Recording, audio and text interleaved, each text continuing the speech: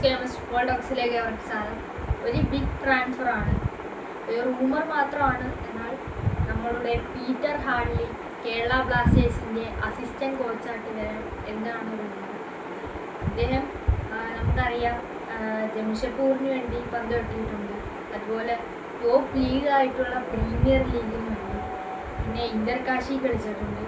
അങ്ങനെ മികച്ച ലീഗിനും കൂടാണ് കളിച്ചത്. അതായത് നമുക്കറിയാം പ്രീമിയർ ലീഗ്, അങ്ങനത്തെ ഒരു പ്ലെയറാണ് കേരള ബ്ലാസ്റ്റേഴ്സിന് അസിസ്റ്റൻറ്റ് കോച്ചായിട്ട് വരുന്നതെങ്കിൽ കേരള ബ്ലാസ്റ്റേഴ്സിന് ഈ സീസണിൽ വേണമെങ്കിൽ ഒന്നും കൂടി ഒന്ന് തിരിച്ചു വരാമെന്നാണ് എനിക്ക് തോന്നുന്നത്.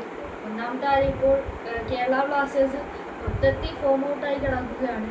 കേരള ബ്ലാസ്റ്റേഴ്സിൻ്റെ അടിസ്ഥാന നില തന്നെ തെറ്റിക്കിടക്കുകയാണ്.